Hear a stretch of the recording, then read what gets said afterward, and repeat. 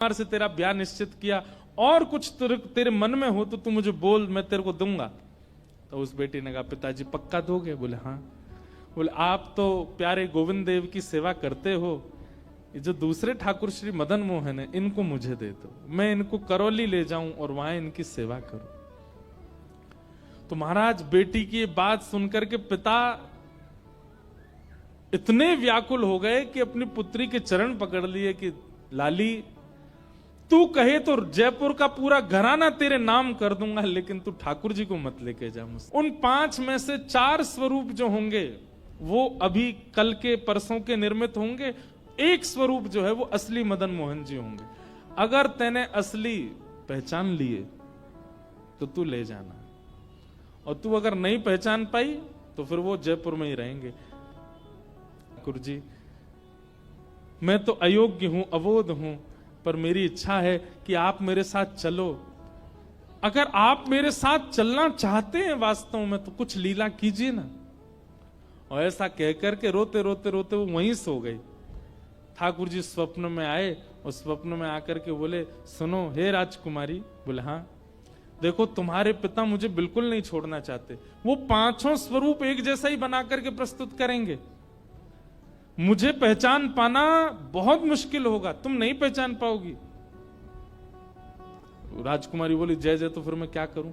बोले भैया सुनो, तुम ना 5 के हाथ पकड़ के देखना, जिसके हाथ पकड़ने पर उसके एक हाथ की उंगली खड़ी होकर के हिलने लग जाए, समझ जाना वो मैं ही हूं।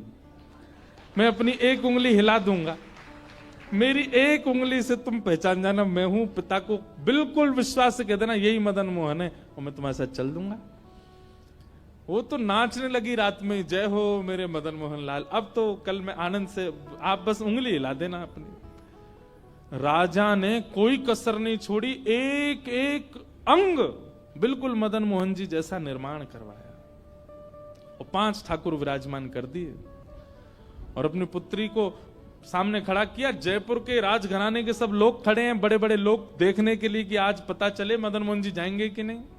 और कहा, लाली देखो बताओ कौन से मदन मोहन जी।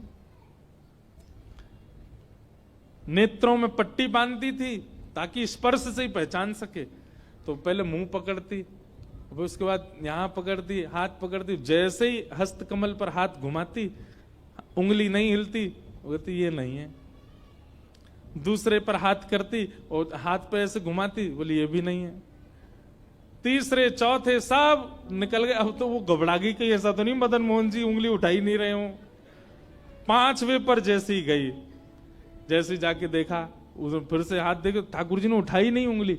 अब तो बोली रुक जाओ मैं एक बार और देखूं, और एक बार और उसने प्रयास किया, पहले दूसरे ने नहीं उठाई। तीसरे के पास जैसी गई, नेत्र थोड़े भर से आए उसके हृदय से, हे मदन मोहनलाल कृपा करो ना।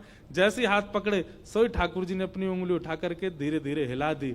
उसने तुरंत ठाकुर जी का हाथ पकड़ के पिताजी के सामने, पिताजी ये हैं मदन मोहनलाल जी। अब सब लोग देखने लगे, राजा को पता है असली कौन से।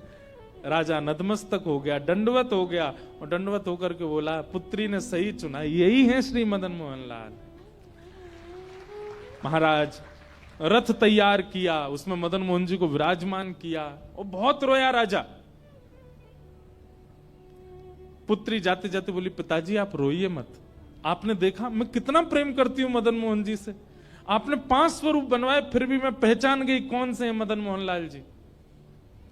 राजा धीमे से बोले, सुन मुझे सब पता है, तूने कैसे पता किया? वो उंगली हिलती हुई मैंने भी देखी थी, लेकिन मैं कष्ट में नहीं रो रहा हूं, मैं तो प्रसन्नता में रो रहा हूं। तू ले जाना चाहती तो मैं कभी नहीं भेजता, पर ठाकुर स्वयं जाना चाहते हैं इसलिए मैं भेजूंगा। वो स्वयं इच्छा प्रकट कर रहे हैं इसलिए मैं भेजूंगा।